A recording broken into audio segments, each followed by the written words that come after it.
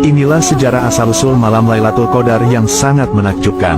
Pada malam Lailatul Qadar, dahulu Al-Quran diturunkan seluruhnya dari Lauhil Mahfuz ke langit dunia. Selain itu, alasan dinamakan malam Lailatul Qadar adalah sebab pada malam ini semua urusan dan keputusan untuk tahun itu dan tahun yang akan datang ditetapkan, seperti tentang rezeki, ajal, dan lain sebagainya. Malam Lailatul Qadar adalah malam mulia yang lebih baik daripada 1000 bulan. Pada malam ini para malaikat turun untuk mengucapkan salam kepada hamba Allah yang beriman. Namun, di balik sisi kemuliaan malam Lailatul Qadar, ternyata menyimpan kisah tragedi bersejarah yang sangat menyedihkan. Diriwayatkan dari Ibnu Abbas, bahwa dahulu malaikat Jibril alaihissalam pernah bercerita kepada Nabi Muhammad tentang sosok lelaki bernama Syamun al-Ghazi.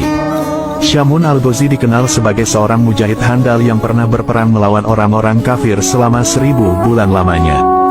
Hebatnya, ketika berperang, Syamun al-Ghazi hanya memakai tulang dagu unta sebagai senjatanya. Hal ini sebab ia tak punya alat-alat perang. Ajaibnya, ketika orang-orang kafir dipukul dengan tulang unta itu, maka tak terhitung korban yang tumbang dari mereka. Selain itu, tulang unta yang dimiliki Syamun ternyata mempunyai banyak kesaktian.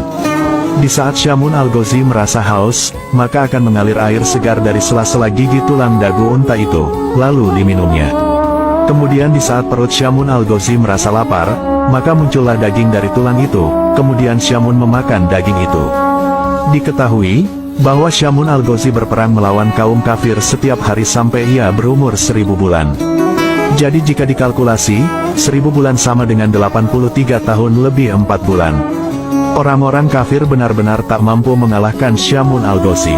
Suatu ketika, orang-orang kafir mencoba merayu istri Syamun al-Ghazi yang kafir untuk menghabisi nyawa suaminya. Orang-orang kafir lalu berkata kepada istri Syamun, "Sungguh, kamu akan aku beri harta yang melimpah jika kamu mau membunuh suamimu." Istri Syamun menjawab, "Aku tak mampu membunuhnya." Orang-orang kafir lantas berkata, "Kami akan berikan kamu seutas tali yang kuat. Ikatlah kedua tangan suamimu itu dan juga kedua kakinya saat sedang tidur. Lalu, nanti kami yang akan menghabisinya." Kemudian, istri Syamun menyetujui tawaran itu. Ketika Syamun sedang tidur pulas, sang istri yang durhaka itu lantas mengikat tubuh Syamun sekuat-kuatnya menggunakan tali pemberian orang kafir. Ketika Syamun terbangun dari tidurnya, ia pun terkaget dan bertanya kepada sang istri, "Siapakah yang mengikatku?" Sang istri menjawab, "Akulah yang mengikatmu hanya untuk menguji kekuatanmu." Atas kekuatan dan kekuasaan dari Allah Subhanahu wa Ta'ala, Syamun lantas dengan mudahnya mampu melepaskan tali-tali yang mengikat tubuhnya itu. Karena hal itu gagal, kemudian orang-orang kafir memberikan sebuah rantai lagi kepada istri Syamun untuk mengikat sang suami. Diharapkan semoga saja Syamun tak mampu melepaskan tali rantai itu. Namun aksi gila itu tetap gagal kembali, karena Syamun dengan mudahnya mampu melepaskan rantai yang kuat itu. Syamun al-Ghazi lantas berkata kepada sang istri, "Wahai istriku, aku ini seorang waliullah. Tidak ada satupun di dunia ini yang bakal mampu mengalahkanku kecuali rambutku ini." Dari jawaban itu, diketahui memang Syamun memiliki rambut yang panjang. Rambut itulah penyebab dirinya tidak bisa dikalahkan oleh musuh siapapun juga. Dari penuturan sang suami, akhirnya istri Syamun dapat tahu apa kelemahan suaminya. Kemudian, beraksilah istri Syamun ketika sang suami sedang tidur. Dia lalu memotong 8 utas rambut Syamun yang panjangnya sampai ke tanah.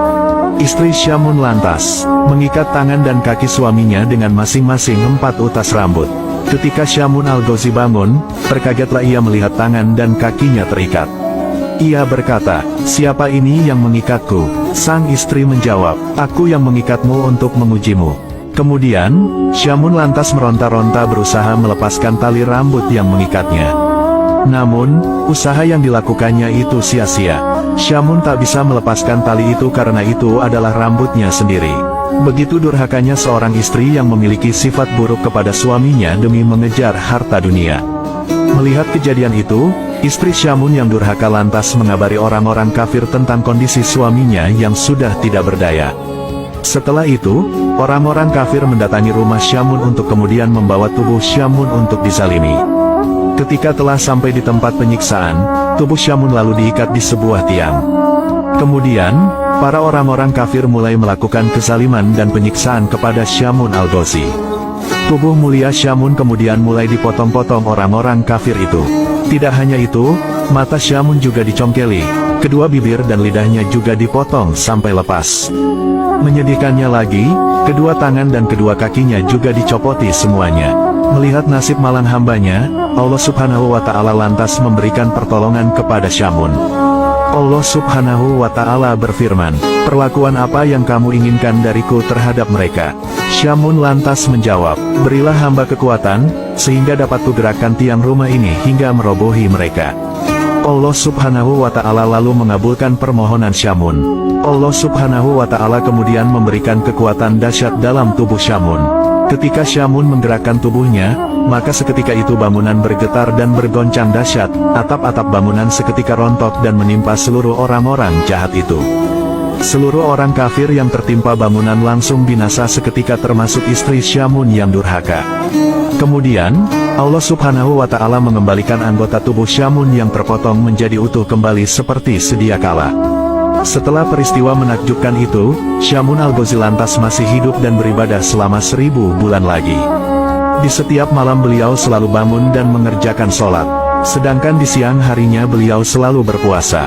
Begitulah aktivitas kehidupan sehari-hari Syamun Al-Ghazi hingga akhir hidupnya. Syamun Al-Ghazi wafat dan gugur setelah syahid saat berjuang di jalan Allah Subhanahu wa Ta'ala.